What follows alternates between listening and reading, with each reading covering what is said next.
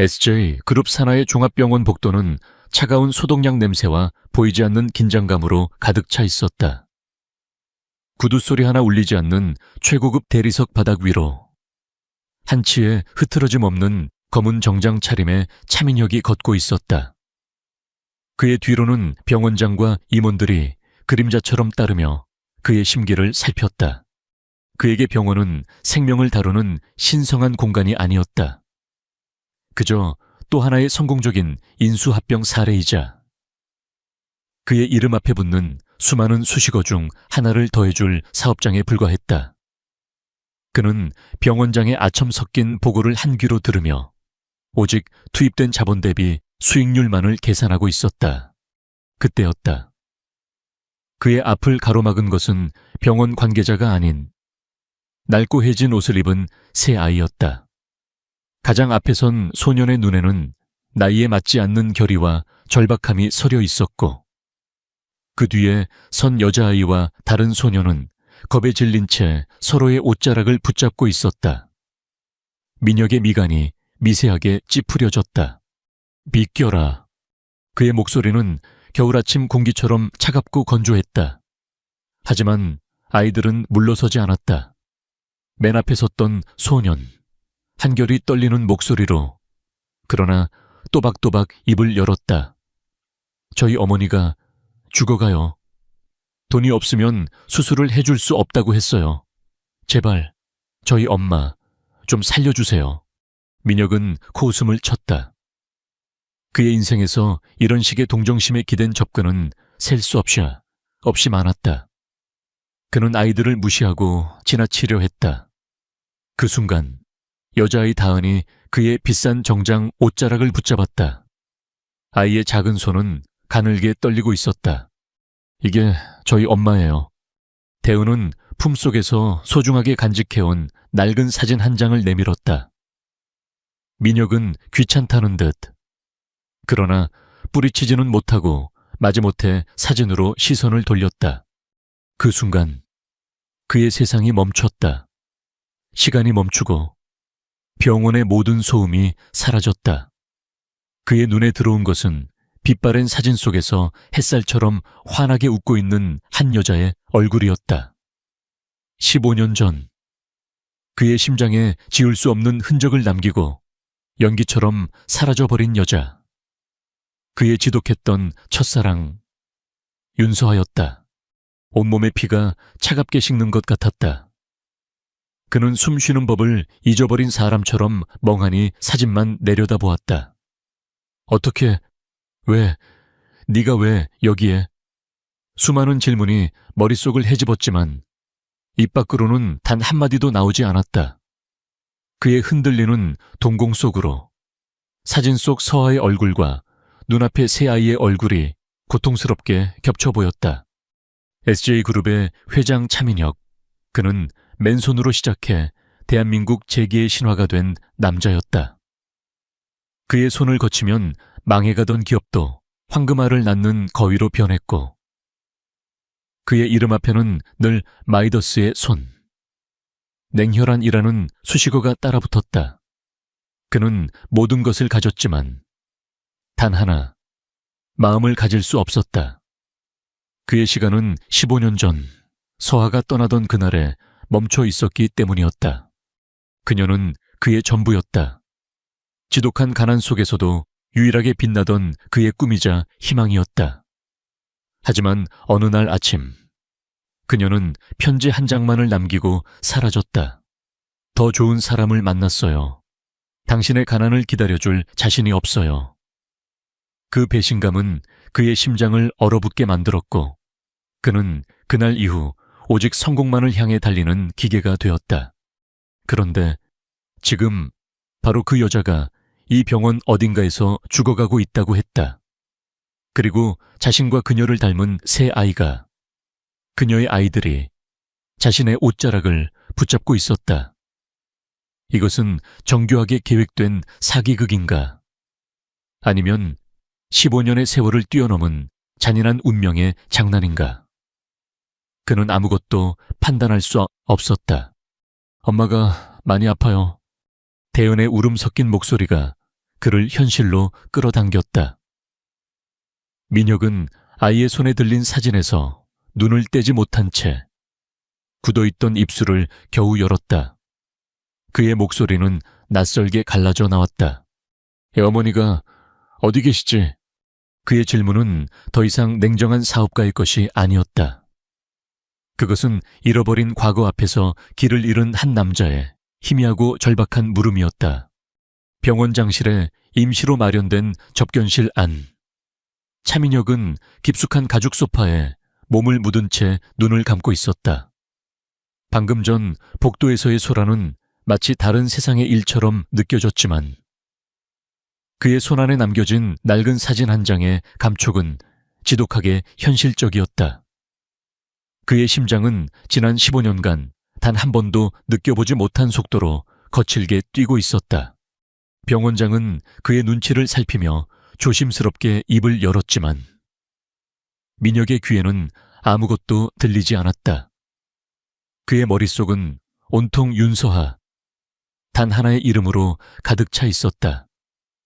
사진 속의 그녀는 그가 기억하는 마지막 모습 그대로였다. 가난 속에서도 결코 초라해지지 않았던 맑은 눈빛과 보는 사람마저 행복하게 만들던 그 웃음. 어떻게 된 일인가?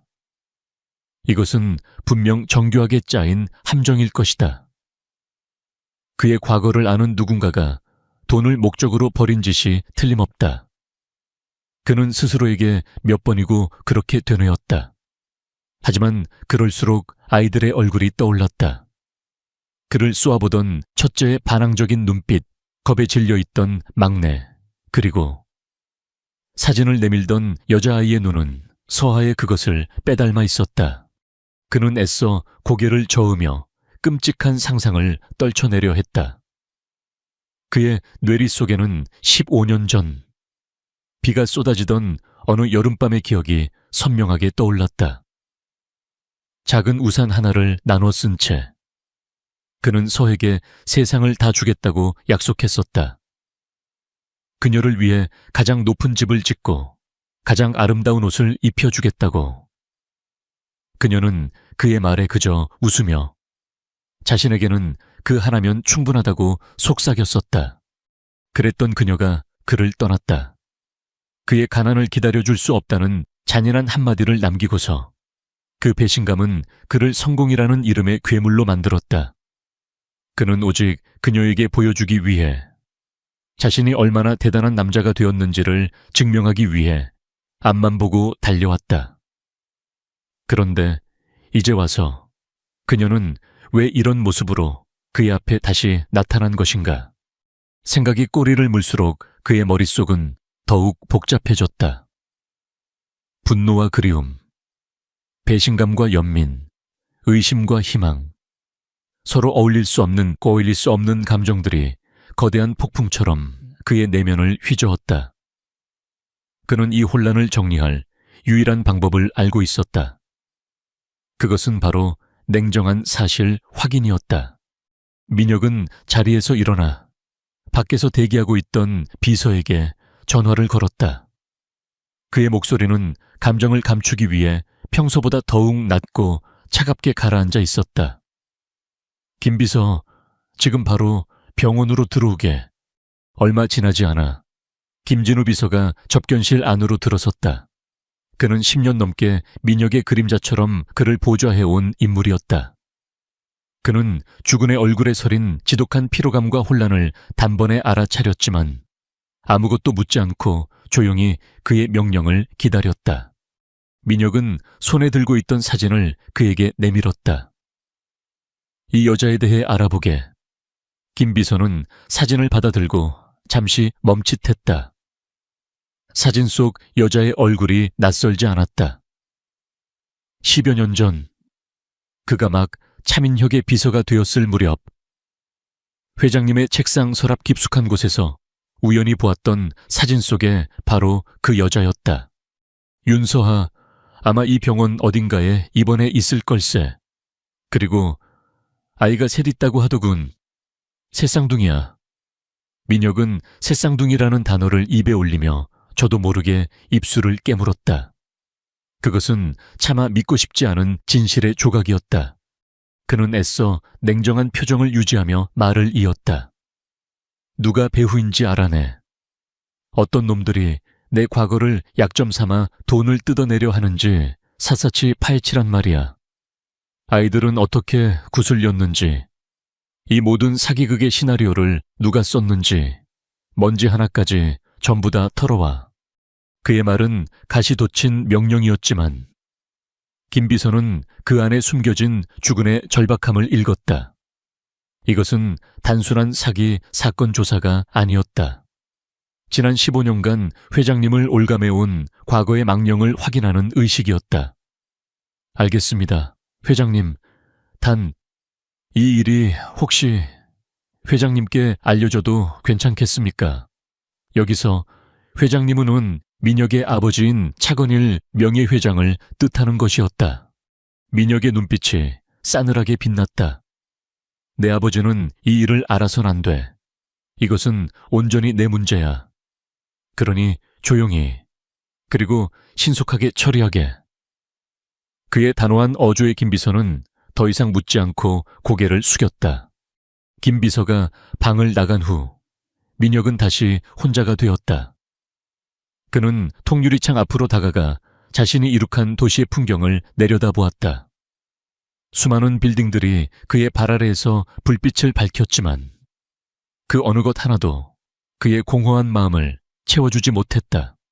그는 처음으로 자신이 이룬 모든 것들이 무의미하게 느껴졌다. 만약에, 아주 만약에 이 모든 것이 사기극이 아니라면 그녀가 정말로 죽어가고 있고 그 아이들이 정말로 자신의 아이들이라면, 그렇다면 그의 성공은, 그의 부는, 그의 제국은 대체 무슨 소용이란 말인가?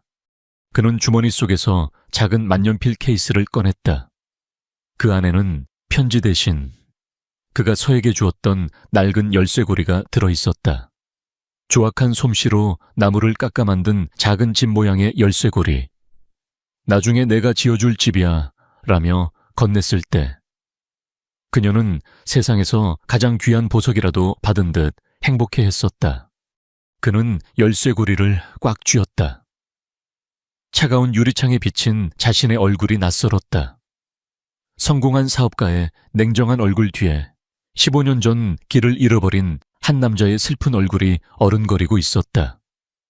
그는 이제 그 길의 끝에서 무엇을 마주하게 될지 두려웠다. 진실이 무엇이든 그것이 그의 삶을 송두리째 뒤흔들 것이라는 예감만이 폭풍전야처럼 그의 영혼을 짓누르고 있었다. 김진우 비서의 보고는 차갑고 건조한 사실들의 나열이었지만 그 내용은 차민혁의 심장을 산산조각 내기에 충분했다. 윤서하의 지난 15년은 그가 상상했던 것과는 정반대의 궤적을 그리고 있었다. 그것은 배신과 풍요가 아닌 처절한 가난과 모성애로 점철된 시간이었다. 보고를 받은 후 민혁은 한참 동안 아무 말도 할 수 없었다. 그의 성공 신화 전체가 거대한 죄악처럼 느껴졌다. 그는 더 이상 망설일 수 없었다.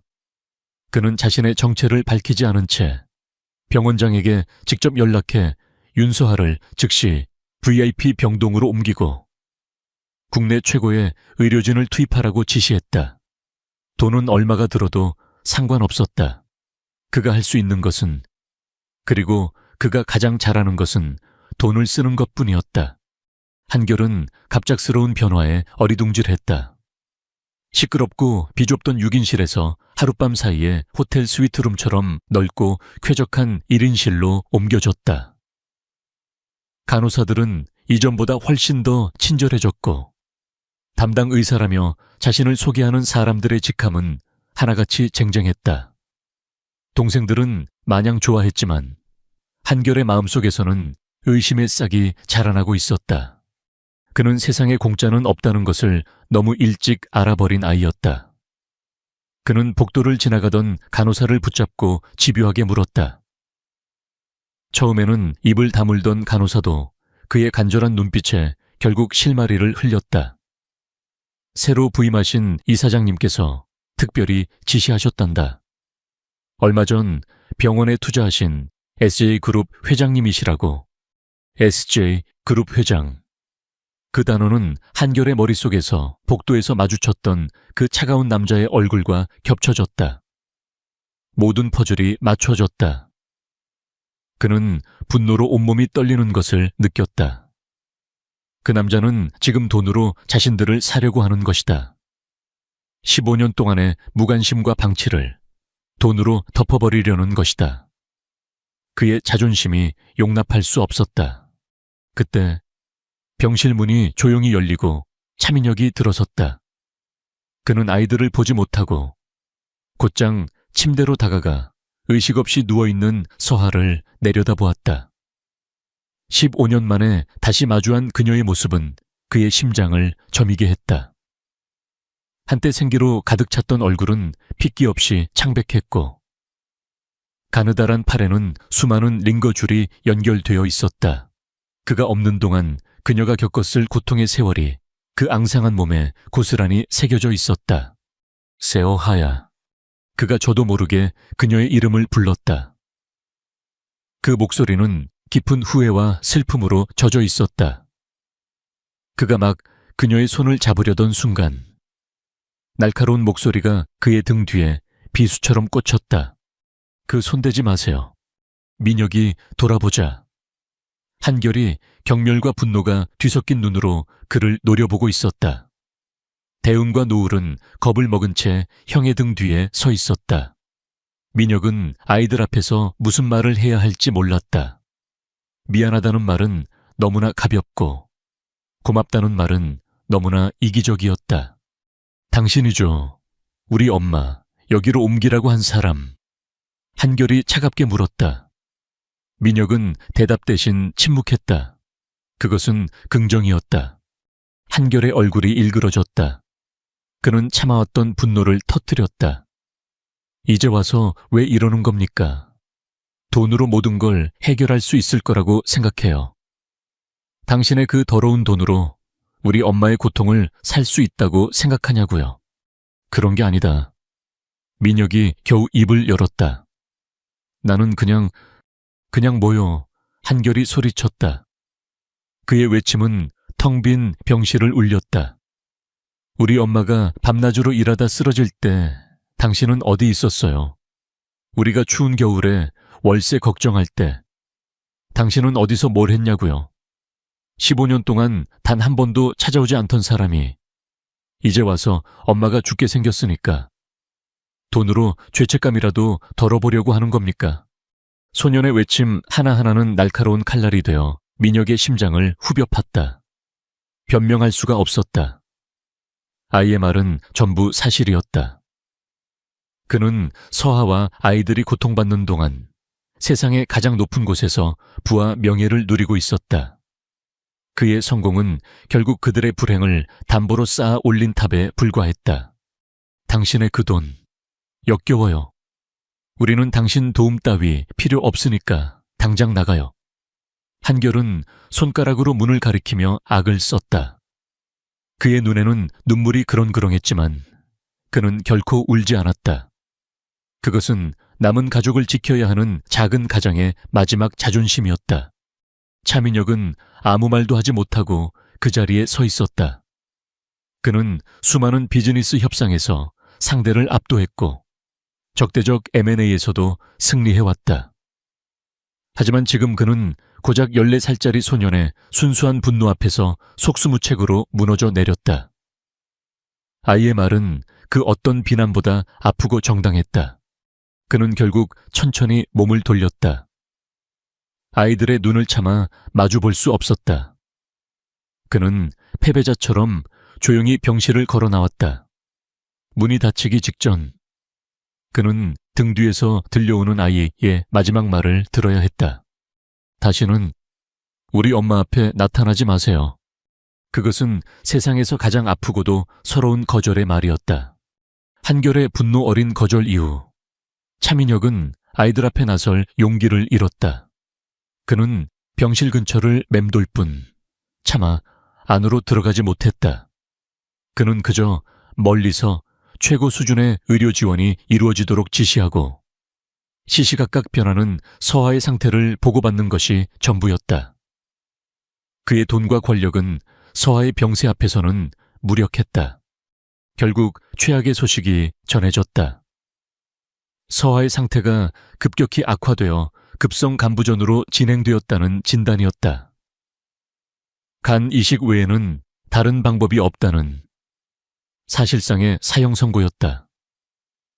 그 소식을 전해 들은 아이들은 VIP 병실의 값비싼 소파에 앉아 망연자실했다. 넓고 안락한 공간은 아이들의 절망을 위로해주지 못하고 오히려 그들의 외로움을 더욱 부각시킬 뿐이었다. 한결은 주먹을 꽉 쥔 채 아무 말도 하지 않았다. 그의 분노는 이제 무력감으로 변해 있었다. 대은은 소리 없이 눈물만 흘렸고 막내 노을은 누나의 품에 안겨 가늘게 떨었다. 엄마가 정말로 죽을지도 모른다는 공포가 새 아이를 덮쳤다. 그들에게 엄마는 세상의 전부였기에 그 전부가 사라진다는 것은 상상조차 할 수 없는 일이었다. 며칠 후 간호사가 아이들에게 엄마의 개인 사물함을 정리해달라고 부탁했다.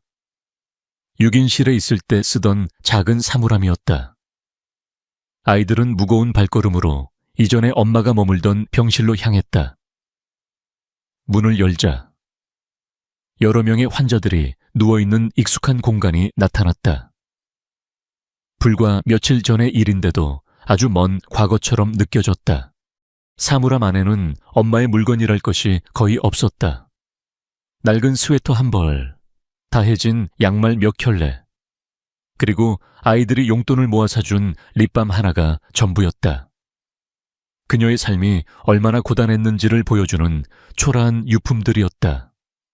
한결은 차오르는 슬픔을 애써 억누르며 짐을 쌌다. 그때 다은의 손에 작은 나무 상자 하나가 잡혔다. 페인트 칠이 벗겨진 낡은 상자였지만 엄마가 늘 머리맡에 두고 소중히 여기던 물건이었다. 대우는 조심스럽게 상자를 열었다. 그 안에는 아이들도 처음 보는 물건들이 들어있었다. 가장 위에는 엉성한 솜씨로 만든 털실 인형이 놓여 있었다. 세월의 흔적으로 색이 바래고 보풀이 일어나 있었지만 대우는 왠지 모를 따뜻함을 느꼈다. 그리고 인형 아래 누렇게 변색된 편지 봉투 하나가 있었다. 떨리는 손으로 봉투를 꺼내자 그 위에는 엄마의 익숙한 글씨체로 한 남자의 이름이 적혀 있었다. 차민혁 귀하. 다연의 심장이 쿵 하고 내려앉았다. 이것은 어쩌면 아이는 자신도 모르게 숨을 죽였다. 이것은 엄마가 평생 가슴에 묻어두었던 비밀의 조각일지도 모른다. 그녀는 왜 이 편지를 붙이지 못했을까? 이 안에는 과연 어떤 이야기가 담겨 있을까? 대우는 상자를 품에 안고 병실로 돌아왔다. 그녀는 한참을 망설이다가 창밖만 멍하니 바라보고 있는 한결에게 다가갔다. 오빠, 이거 엄마 사물함에 있었어. 그녀가 내민 편지 봉투를 본 한결의 얼굴이 굳어졌다. 그는 그 이름의 주인이 누구인지 단번에 알 수 있었다. 그걸 왜 가져왔어? 그런 사람한테 보낼 편지 따위는 찢어버려야지. 한결이 차갑게 말했다. 그의 목소리에는 여전히 깊은 원망이 서려 있었다. 아니야, 오빠. 대은이 고개를 저었다. 그녀의 눈에는 눈물이 고여 있었다. 엄마는 누군가를 그렇게 쉽게 버릴 사람이 아니잖아. 분명 무슨 사정이 있었을 거야. 이 편지에 그 이유가 들어있을지도 몰라. 우리가 모르는 진실이 있을지도 모른다고. 진실이 뭐가 중요해. 결과는 똑같잖아. 엄마는 혼자 우리를 키우다 병들었고 저 사람은 15년 동안 자기 세상에서 잘 살고 있었어. 한결의 목소리가 높아졌다. 하지만 그의 목소리 끝은 미세하게 떨리고 있었다. 그 역시 알고 있었다. 엄마가 늘 그리워하던 누군가가 있었다는 것을. 대우는 울먹이며 말했다. 그래도 이대로는 안 되잖아. 엄마가 이대로 돌아가시면 어떡해. 저 아저씨가 엄마를 오해하고 있다면 그걸 풀어줘야 할 거 아니야. 이게 엄마를 위해 우리가 할 수 있는 마지막 일일지도 몰라. 대은의 간절한 호소에 한결은 결국 입을 다물었다. 아이의 말대로였다. 이대로 엄마를 떠나보낼 수는 없었다. 미움과 원망은 중요하지 않았다. 지금은 엄마의 남은 시간을, 그리고 그녀의 진심을 지켜주는 것이 먼저였다. 그는 말없이 고개를 끄덕였다. 그날 저녁 대은은 편지와 털실 인형을 품에 안고 차민혁을 찾아 나섰다. 그는 병실에도 이사장실에도 없었다. 아이는 수소문 끝에 그가 병원 옥상 정원에 있다는 것을 알게 되었다. 쌀쌀한 밤 공기가 부는 옥상. 그는 홀로 벤치에 앉아 도시의 야경을 내려다보고 있었다. 그의 뒷모습은 세상에서 가장 높고 화려한 곳에 있었지만 그 누구보다 외롭고 위태로워 보였다. 대은은 조심스럽게 그에게 다가갔다. 인기척을 느낀 민혁이 천천히 고개를 돌렸다. 그의 눈은 깊은 슬픔으로 젖어 있었다. 대은은 그렁그렁한 눈물을 애써 참으며 품속에서 편지와 인형을 꺼내 그에게 내밀었다. 아저씨, 이게 엄마 상자 안에 있었어요. 아마 아저씨 물건인 것 같아요. 민혁의 시선이 아이의 작은 손 위로 향했다.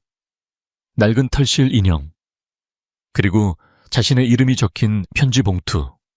그것들을 보는 순간 그의 심장이 다시 한번 멈추는 듯했다. 그는 떨리는 손을 뻗어 15년의 세월을 뛰어넘어 자신에게 돌아온 과거의 편린들을 받아들었다. 차민혁은 병원 옥상 벤치에 앉아 15년의 세월을 뛰어넘어 도착한 편지를 들고 있었다. 그의 손은 제 의지와 상관없이 미세하게 떨렸다. 도시의 화려한 야경이 그의 눈에는 들어오지 않았다. 그의 세상은 오직 누렇게 바랜 이 낡은 편지 봉투 하나에 멈춰 있었다. 그는 마른 침을 삼키고 아주 조심스럽게 봉투를 열었다. 편지지는 얇고 금방이라도 바스러질 것 같았다. 그 위에는 그의 심장을 먹게 할 만큼 익숙한 서하의 단정한 글씨체가 남아 있었다. 민혁 씨에게. 그는 첫 문장부터 숨을 쉴 수가 없었다. 그녀의 목소리가 귓가에 들리는 듯한 착각이 들었다. 그는 떨리는 눈으로 한자 한자 그녀가 남긴 마지막 진실을 읽어 내려가기 시작했다. 이 편지를 민혁 씨가 읽게 될 일이 없기를 바라요. 만약 당신이 이 글을 읽고 있다면 그건 아마도 내가 더 이상 세상에 존재하지 않기 때문이겠죠. 너무 슬퍼하지 말아요. 나는 괜찮아요. 당신이 출장을 떠난 사이 아버님께서 저를 찾아오셨어요. 아버님은 제게 당신의 미래에 대해 이야기하셨어요. 제가 당신의 앞길에 걸림돌이 될 거라고. 그리고 당신 역시 저와의 관계를 정리하고 싶어 한다고 말씀하셨어요. 가문과 어울리는 다른 여자를 만나기로 했다고요. 민혁의 눈앞이 아득해졌다. 그의 아버지가 서하를 만났었다. 그리고 그런 거짓말을 했다. 처음에는 믿지 않았어요. 하지만 아버님은 당신이 제게 남기는 마지막 선물이라며 돈 봉투를 주셨어요.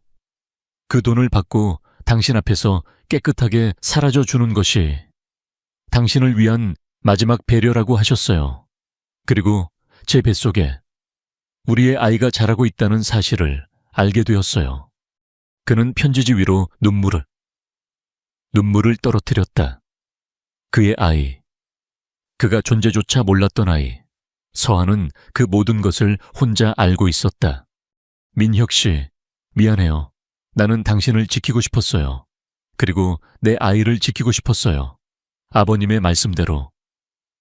제가 당신 곁에 있으면 당신과 아이 모두 불행해질 거라고 생각했어요. 그래서 떠나야만 했어요. 당신을 배신한 나쁜 여자로 기억되는 것이 차라리 모두에게 더 나은 결말이라고 믿었어요. 부디 나를 원망하고 미워하고 그래서 빨리 잊어주세요. 편지는 거기서 끝나 있었다. 더 이상 아무런 변명도 설명도 없었다. 오직 그를 지키기 위한 한 여자의 처절한 사랑과 희생만이 담겨 있었다. 15년 동안 그를 지배해온 배신감과 증오가 한순간에 무너져 내렸다. 그 자리에 들어선 것은 스스로를 용서할 수 없는 끔찍한 죄책감과 아버지를 향한 불타는 분노였다. 그의 손에 들린 털실 인형이 부서져라 쥐어졌다. 이것은 그가 서에게 주었던 순수한 사랑의 증표였다. 그러나 그의 아버지는 그 사랑을 짓밟고 두 사람의 인생을 송두리째 망가뜨렸다. 그는 더 이상 참을 수 없었다. 차민혁은 비틀거리며 자리에서 일어났다. 그의 눈은 지독한 슬픔과 분노로 붉게 충혈되어 있었다. 그는 옥상을 나와 엘리베이터를 타고 곧장 주차장으로 향했다. 그의 차는 총알처럼 밤의 도로를 질주했다. 목적지는 단 한 곳, 그의 아버지. 차건일 명예회장이 사는 평창동의 대저택이었다. 저택의 문이 열리고 민혁은 폭풍처럼 안으로 들어섰다. 집사들이 그의 살기등등한 모습에 놀라 길을 비켰다. 그는 곧장 아버지가 있는 서재로 향했다. 차 회장은 고서 구슈를 읽으며 차를 마시고 있었다. 그는 예고 없이 들이닥친 아들의 모습에 미간을 찌푸렸다. 이 시간에 무슨 일이냐? 민혁은 대답 대신 손에 들고 있던 편지와 털실 인형을 아버지의 책상 위로 던졌다. 차 회장의 시선이 그것들에 닿는 순간 그의 표정이 미세하게 굳어졌다. 이게 뭔지 기억하십니까? 민혁의 목소리는 얼음처럼 차가웠다. 아버지께서 제 인생에서 송두리째 도려내버리려고 했던 한 여자의 진심입니다. 차 회장은 잠시 침묵하다가 이내 평정을 되찾고 찻잔을 내려놓았다. 다 지난 일을 이제 와서 들춰서 무엇하겠다는 게냐. 나는 널 위해서 최선의 선택을 했을 뿐이다. 초해선요, 민혁이 허탈하게 웃었다. 그 여자는 지금 병원에서 죽어가고 있습니다. 아버지의 그 최선 때문에 평생을 고통 속에서 살다가 이제 죽어가고 있다고요. 그리고 저에게는 제가 몰랐던 제 아이들이 셋이나 있습니다. 그 아이들은 지난 15년 동안 지옥 속에서 살아왔습니다. 그의 외침에 서재의 공기가 찢어질 듯 팽팽해졌다. 아버지께서 제게서 빼앗아 간 것이 무엇인지 아십니까? 제 사랑, 제 행복, 제 아이들의 웃음, 제 인생 전부입니다. 무엇을 위해서요? 고작 회사를 위해서, 아버지의 탐욕과 자존심을 위해서 말입니까? 차 회장이 자리에서 일어섰다. 그의 얼굴에는 죄책감 대신 노여움이 서려 있었다. 어리석은 놈, 그 계집이 네 발목을 잡았다면 지금의 네가 있었을 것 같으냐? 지금의 SJ그룹이 있었을 것 같으냐? 나는 너와 우리 가문을 위해 더러운 일을 자처했을 뿐이다. 그 순간 민혁의 이성의 끈이 완전히 끊어졌다. 그는 책상을 주먹으로 내리쳤다. 그 입 다무십시오. 당신은 나를 위했던 것이 아니야. 당신은 오직 당신 자신만을 위했을 뿐이지. 당신은 내 인생의 가장 소중한 것을 앗아간 살인자나 다름없어. 그는 숨을 몰아쉬며 마지막 말을 내뱉었다. 그것은 아들로서 아버지에게 내리는 사형 선고였다. 오늘부로 당신은 더 이상 내 아버지가 아닙니다. 그리고 나 또한 당신의 아들이기를 포기하겠습니다. SJ그룹, 당신께서 그렇게 소중히 여기는 그 모든 것 다 가지십시오. 나는 이제 내 남은 인생을 당신이 망쳐버린 내 여자와 내 아이들에게 속죄하며 살아갈 겁니다. 그 말을 끝으로 그는 미련 없이 돌아섰다. 등 뒤에서 아버지가 무언가 소리치는 소리가 들렸지만 그는 돌아보지 않았다. 15년간 그를 묶어왔던 지독한 굴레가 마침내 끊어지는 순간이었다. 아버지와의 연을 끊고 나온 차민혁의 발걸음은 더 이상 과거를 향하지 않았다. 그의 온 신경은 오직 병상에 누워있는 윤서하. 그리고 그녀를 살려야 한다는 단 하나의 목표에 집중되어 있었다. 그는 병원으로 돌아오자마자 곧장 의료진을 소집했다. 그의 눈빛에는 더 이상 사업가의 냉철함이 아닌 사랑하는 사람을 잃을지도 모른다는 한 남자의 절박함이 서려 있었다. 방법을 찾아내십시오. 대한민국이 없다면 세계 어디든 뒤져서라도 최고의 의사를 데려오세요. 돈은 상관없습니다. 필요한 모든 것을 지원할 테니 무슨 수를 써서라도 살려내기만 하십시오. 그의 명령은 결연했다. 병원은 즉시 비상체제에 들어갔다. 국내 최고의 간 이식 전문가들로 팀이 꾸려졌고 전국적인 뇌사자 장기이식 정보망이 가동되었다. 시간과의 싸움이었다. 하루하루 서아의 상태가 나빠질수록 아이들의 얼굴에서는 웃음이 사라져갔다. 민혁은 그런 아이들을 참아 똑바로 쳐다볼 수가 없었다. 며칠 후 기적처럼 서에게 이식할 수 있는 뇌사자의 간이 나타났다는 연락이 왔다. 모두가 잠시 안도의 한숨을 내쉬었지만 그 기쁨은 길지 않았다. 수술 전 최종 검사 과정에서 예상치 못한 심각한 문제가 발견되었기 때문이다. 서하의 혈액형은 희귀 혈액형이었고 오랜 영양실조와 병환으로 인해 수술 중 대량의 수혈을 감당할 몸 상태가 아니었다. 담당 주치의는 민혁과 아이들 앞에서 침통한 표정으로 설명했다. 환자분의 몸이 일반 혈액을 받아들이지 못할 가능성이 큽니다. 가장 안전한 방법은 직계 가족에게 간과 혈액을 동시에 수혈받는 것입니다. 하지만 적합한 가족을 찾는 것은 의사의 말끝이 흐려졌다. 그것은 사실상 불가능에 가깝다는 이야기였다. 아이들의 얼굴이 다시 절망으로 물들었다. 한결은 아무 말 없이 자기 팔을 내려다보았다. 만약 자신이 할 수만 있다면 기꺼이 모든 것을 내어줄 텐데. 하지만 그는 아직 너무 어렸다. 그때 등 뒤에서 조용한 목소리가 들려왔다. 저를 검사해 주십시오. 모두의 시선이 참인혁에게로 향했다. 그는 한치의 망설임도 없이 의사에게 말했다. 제가 아이들의 친부입니다. 간이식 적합 여부와 혈액 검사를 동시에 진행해 주십시오. 그의 목소리는 낮았지만 그 안에 담긴 의지는 바위처럼 단단했다. 한결은 저도 모르게 그를 올려다보았다. 저 남자가 지금 뭐라고 한 거지? 검사는 신속하게 이루어졌다. 결과를 기다리는 몇 시간 동안 병원 복도의 공기는 무겁게 가라앉아 있었다. 민혁과 아이들은 말없이 각자의 자리에 앉아 있었다. 한결은 복잡한 심경으로 민혁의 옆모습을 훔쳐보았다.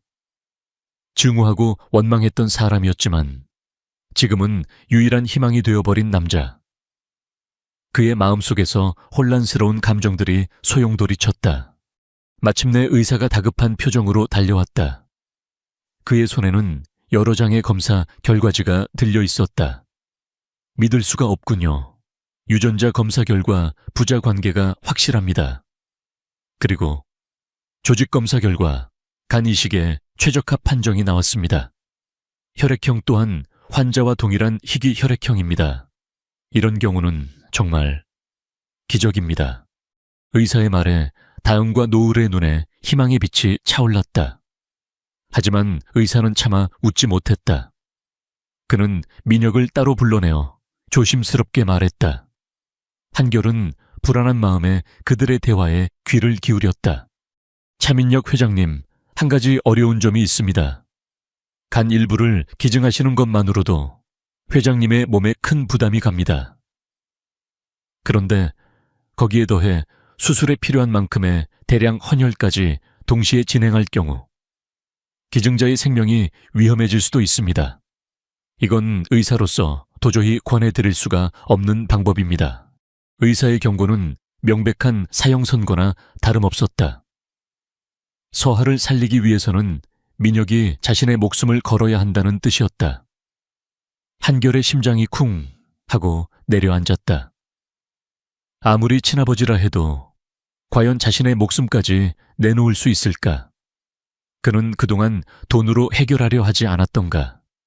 자신의 목숨도 돈으로 계산하지 않을까?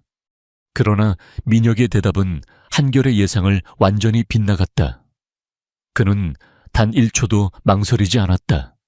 내 목숨은 상관없습니다. 그는 의사의 눈을 똑바로 바라보며 말했다. 그의 눈빛은 흔들림이 없었다. 내 목숨보다 서아 씨를 살리는 것이 100배, 1000배는 더 중요합니다. 15년 동안 그녀와 내 아이들이 겪은 고통에 비하면 이건 아무것도 아닙니다. 그러니 위험하다는 말은 더 이상 하지 마십시오. 지금 당장 수술 준비를 시작해 주십시오. 그것은 단순한 결심이 아니었다. 한 남자가 자신의 남은 생 전체를 걸고 하는 처절한 속죄의 약속이었다. 그는 망설임 없이 수술 동의서에 서명했다. 그 모습을 지켜보던 한결은 그 자리에 얼어붙은 듯 서 있었다. 그의 머릿속을 지배하던 모든 생각들이 하얗게 비워졌다. 증오, 원망, 불신. 그를 지탱해왔던 감정의 벽이 와르르 무너져 내렸다. 그 남자는 돈으로 죄책감을 덜어내려던 것이 아니었다. 그는 진심으로 자신의 모든 것을 던져서라도 엄마를 구하고 싶었던 것이다. 그가 부정하고 또 부정했던 아버지라는 이름의 무게가 거대한 파도처럼 그의 마음을 덮쳤다. 그는 처음으로 눈앞의 남자를 다른 눈으로 바라보기 시작했다. 얼마 후 수술 준비가 시작되었다. 차민혁은 수술복으로 갈아입고 이동 침대에 누웠다. 그는 아이들 앞을 지나가며 처음으로 한결의 어깨를 가만히 두드려 주었다. 아무 말도 하지 않았지만 그 손길 하나에 수만 가지의 의미가 담겨 있었다. 차민혁이 누운 침대와 윤서아가 누운 침대가 나란히 수술실로 향했다. 15년 동안 서로 다른 길을 걸어왔던 두 사람의 운명이 마침내 하나의 공간에서 다시 만나고 있었다. 남겨진 아이들은 그들의 뒷모습이 수술실 문 너머로 사라질 때까지 하염없이 그 자리에 서서 눈물을 흘렸다. 수술실 앞 복도의 시간은 고문처럼 더디게 흘러갔다. 아이들은 뜬 눈으로 밤을 새우며 기도했고 김진우 비서는 초조하게 복도를 오갔다. 마침내 수술 종료를 알리는 등이 켜지고 녹초가 된 얼굴에 집도이가 나왔을 때 모두가 약속이라도 한 듯 그에게로 달려갔다. 수술은 성공적으로 끝났습니다. 그 한마디에 복도를 짓누르던 무거운 공기가 터져나갔다. 대운과 노을은 그 자리에 주저앉아 서로를 부둥켜 안고 울었고 한결은 터져나오려는 울음을 애써 참으며 벽에 이마를 기댔다. 지난 15년의 세월과 며칠간의 피 말리는 시간이 그 눈물 속에 응축되어 있었다.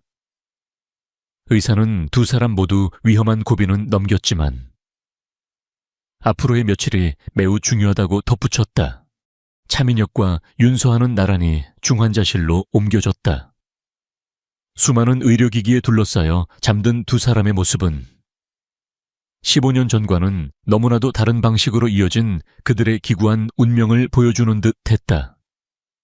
아이들은 유리창 너머로 엄마와 그리고 아버지를 번갈아 바라보았다. 한결의 마음속에서 아버지라는 단어는 이제 더 이상 원망의 대상이 아니었다. 그것은 희생과 사랑이라는 무거운 의미를 지닌 단어가 되어 있었다. 며칠이 흘렀다. 민혁은 먼저 의식을 되찾았다. 마취에서 깨자마자 그가 찾은 것은 서하였다. 그는 아직 움직일 수 없는 몸을 이끌고 휠체어에 앉아 서하의 병실로 향했다. 서하는 여전히 깊은 잠에 빠져 있었다. 그는 매일같이 그녀의 곁을 지켰다. 아이들의 손을 잡고 처음으로 서툰 위로의 말을 건네기도 했다. 기적은 닷새째 되던 날 오후에 찾아왔다. 대은이가 엄마의 손을 잡고 학교에서 있었던 일을 제잘거리고 있을 때였다. 미동도 없던 서아의 손가락이 희미하게 움직였다. 그리고 아주 천천히 무거운 눈꺼풀이 기적처럼 들어 올려졌다. 흐릿한 시야 속으로 눈물 흘리는 아이들의 얼굴과 그리고 그 뒤편에서 위태롭게 서 있는 민혁의 모습이 들어왔다. 세오하야, 윤서하. 민혁이 떨리는 목소리로 그녀의 이름을 불렀다. 서하는 한참 동안 말없이 그를 바라보았다. 그녀의 눈빛에는 놀라움과 그리움, 그리고 안도감이 복잡하게 뒤섞여 있었다. 그녀는 마른 입술을 움직여 아주 작은 목소리로 그의 이름을 불렀다. 민혁 씨. 그 한마디에 민혁의 세상이 무너져 내렸다. 그는 휠체어에서 내려오려는 듯 몸을 움직이다가 비틀거리며 그녀의 침대 옆에 무릎을 꿇었다. 그는 서하의 손을 붙잡고 아이처럼 울었다. 미안해. 내가 너무 늦어서 미안해. 내가 다 잘못했어. 용서하지 마. 서하야. 그의 울음은 지난 15년간의 후회와 죄책감이 담긴 절규였다. 그는 자신이 믿었던 거짓과 그로 인해 그녀가 겪어야 했던 고통의 시간을 어떻게 사죄해야 할지 알 수 없었다. 하지만 서하는 힘겹게 고개를 저어뒀다. 그녀는 오히려 희미하게 미소 짓고 있었다. 그녀는 민혁의 손을 마주잡고 링거를 꽂지 않은 다른 손으로 그의 얼굴을 부드럽게 쓰다듬었다. 미안해 하지 말아요. 그녀의 목소리는 갈라졌지만 그 안에는 깊은 평온함이 깃들어 있었다. 나는 단 한 번도 후회한 적 없어요. 당신을 지킬 수 있었고, 그리고 그녀는 시선을 돌려 침대 주위에 모여있는 아이들을 바라보았다. 그녀의 눈빛이 한없이 따뜻해졌다. 우리 새천사들을 지켜냈으니까요. 그녀의 말은 세상에서 가장 따뜻한 용서였다. 그것은 민혁을 올가매던 모든 죄책감의 사슬을 끊어내는 구원의 말이었다. 그녀는 그를 원망하지 않았다. 오히려 그녀의 희생 덕분에 아이들이 태어날 수 있었고 그를 지킬 수 있었다고 말하고 있었다. 우리 아이들 참 예쁘죠? 서하가 자랑스럽게 말했다. 아이들은 울면서도 고개를 끄덕였다. 그들은 처음으로 엄마와 아빠와 함께 있는 완전한 가족이 되었다. 비록 짧은 순간일지라도 그것은 그들이 꿈꿔왔던 가장 완벽한 행복의 순간이었다. 서하는 아이들 한 명 한 명의 얼굴을 눈에 담았다.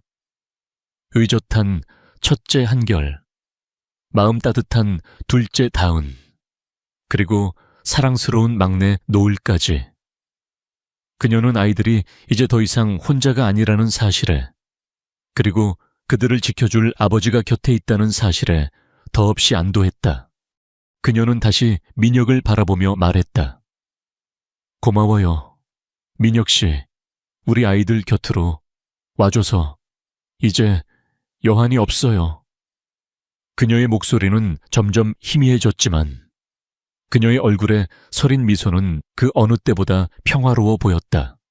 그것은 짧은 만남이었지만 15년의 시간을 뛰어넘는 진정한 재회였다. 증오와 오해의 벽은 허물어지고 그 자리에는 오직 순수한 사랑과 용서만이 남았다. 병실 안에는 네 사람의 조용한 울음소리와 그들을 감싸는 슬프고도 아름다운 행복의 기운이 가득 차 있었다. 그것은 폭풍이 지나간 뒤에 찾아온 눈부시게 고요한 찰나의 순간이었다. 기적은 신기루 같았다. 윤서아가 깨어난 후 며칠 동안 병실에는 꿈결 같은 행복이 감돌았다. 아이들은 엄마의 손을 잡고 조잘거렸고 차민혁은 서툰 솜씨로 그녀를 위해 과일을 깎고 책을 읽어주었다. 15년의 공백을 메우기라도 하려는 듯 그들은 짧은 시간 안에 평생의 추억을 쌓았다. 하지만 기적은 그들에게 많은 시간을 허락하지 않았다. 오랜 세월 가난과 병매에 시달려온 서아의 몸은 민혁이 자신의 생명을 나누어준 이식수술의 무게를 감당해내지 못했다. 의료진의 필사적인 노력에도 불구하고 그녀의 몸은 서서히 생명의 끈을 놓기 시작했다. 의사는 민혁에게 마음의 준비를 해야 한다고 조용히 말했다.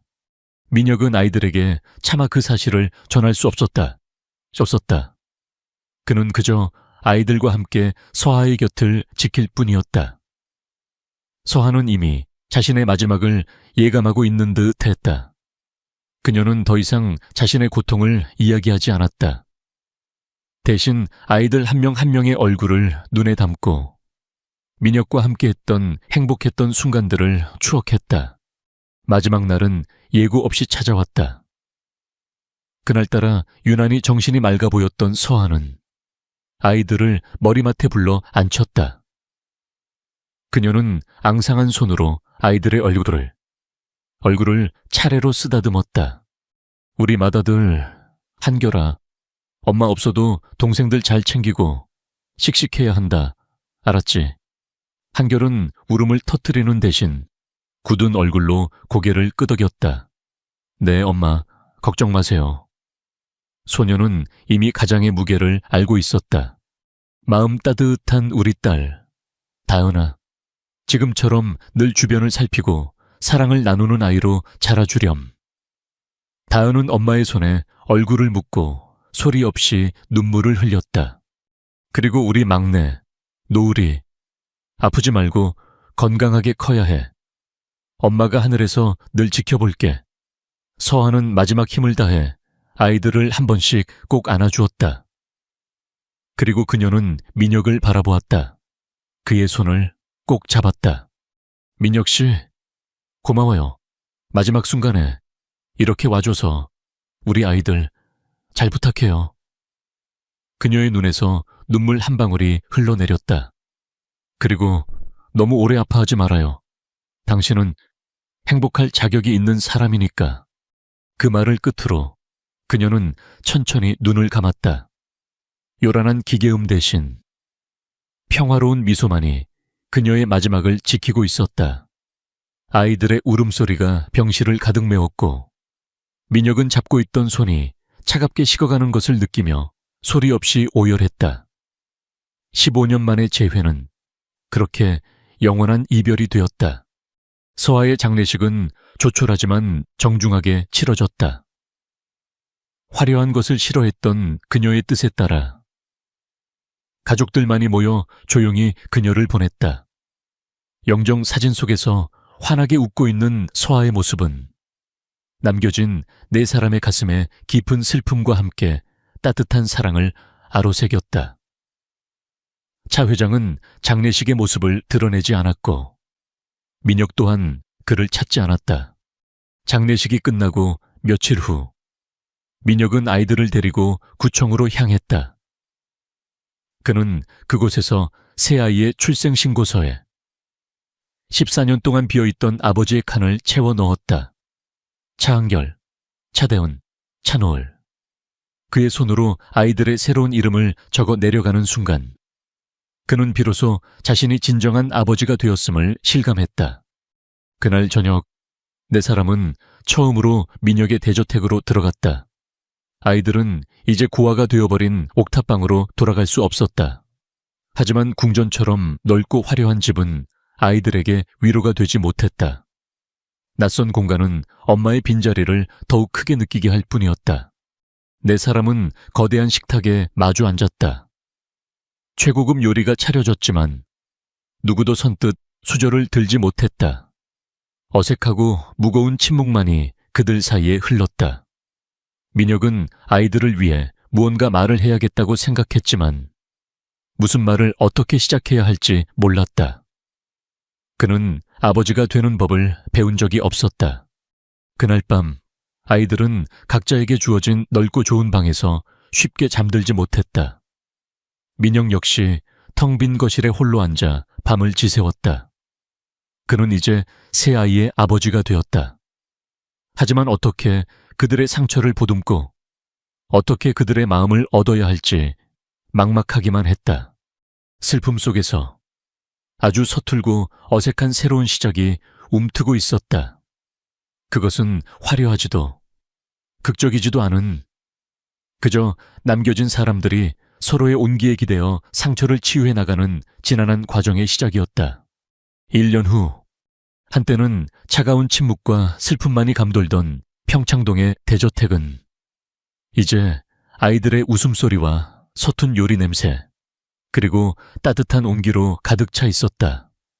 시간은 가장 위대한 치유사라는 말처럼 네 사람은 서로에게 기댄 채 상처를 보듬고 아픔을 이겨내며 조금씩 진짜 가족이 되어가고 있었다. 차민혁은 더 이상 냉혈한 기업 사냥꾼이 아니었다. 그는 이제 아침마다 서툰 솜씨로 아이들의 아침밥을 차리고 넥타이를 매는 대신 딸아이의 머리를 묶어주는 평범한 아버지가 되어 있었다. 물론 그의 요리 솜씨는 여전히 엉망이었고 딸의 머리 모양은 늘 삐뚤삐뚤했지만 식탁에는 언제나 웃음이 떠나지 않았다. 그는 회사의 중요한 회의를 미루고 아들의 학교 상담에 참석했고 주말에는 아이들과 함께 공원에서 자전거를 탔다. 그는 지난 15년 동안 놓쳐버린 아버지로서의 시간을 벌충이라도 하려는 듯 모든 순간을 아이들과 함께 했다. 그 과정에서 그는 돈이나 성공보다 더 소중한 것이 세상에 존재한다는 것을 배우고 있었다. 한결은 더 이상 세상에 대한 분노로 가득 찬 소년이 아니었다. 그는 아버지의 든든한 지원 아래 건축가의 꿈을 키워나갔다. 그는 밤늦게까지 설계도를 그리며 아버지와 미래에 지을 집에 대해 토론했고 때로는 서툴게 마음을 표현하는 아버지를 먼저 이해하고 다독여주는 듬직한 맏아들이 되어주었다. 마음 따뜻한 대우는 그림을 통해 자신의 감정을 표현하기 시작했다.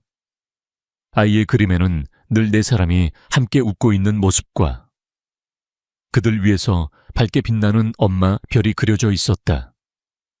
그녀의 그림은 집안 곳곳에 걸려 텅 비어있던 공간을 따뜻한 색채로 채워주었다.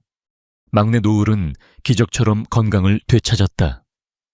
늘 약을 달고 살던 아이는 이제 형과 함께 정원을 뛰어다니며 축구를 할 만큼 튼튼해졌다.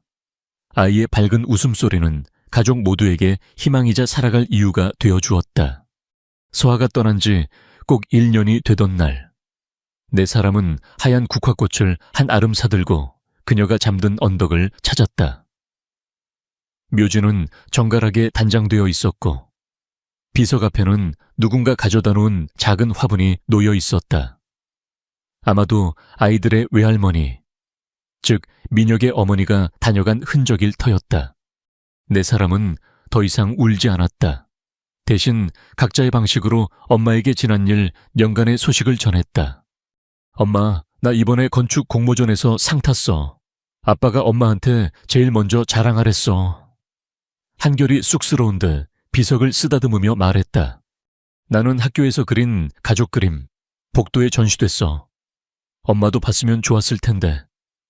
다은이가 자신의 그림을 복사한 작은 종이를 비석 앞에 놓았다.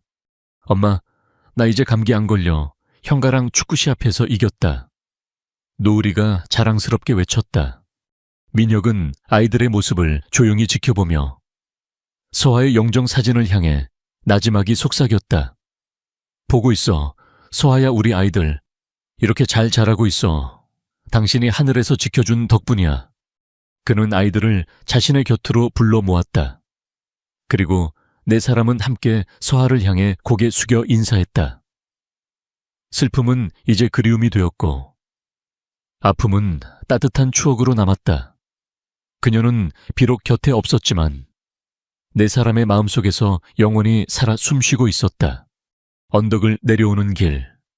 민혁은 한 손으로는 다은의 손을, 다른 한 손으로는 노을의 손을 꼭 잡았다.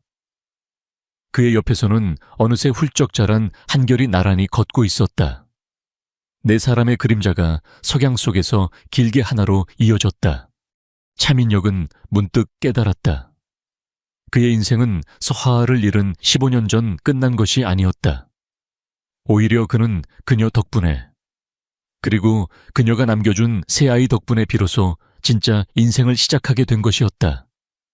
비극의 잿더미 속에서 그들은 기적처럼 새로운 가족으로 다시 태어났다. 앞으로도 그들의 삶에는 수많은 기쁨과 슬픔이 함께할 것이다. 하지만 이제 그들은 더 이상 혼자가 아니었다. 서로의 손을 잡고 서로의 어깨에 기대며 그들은 씩씩하게 살아갈 것이다. 하늘에 있는 엄마가 늘 그래왔던 것처럼 서로에게 가장 빛나는 별이 되어주면서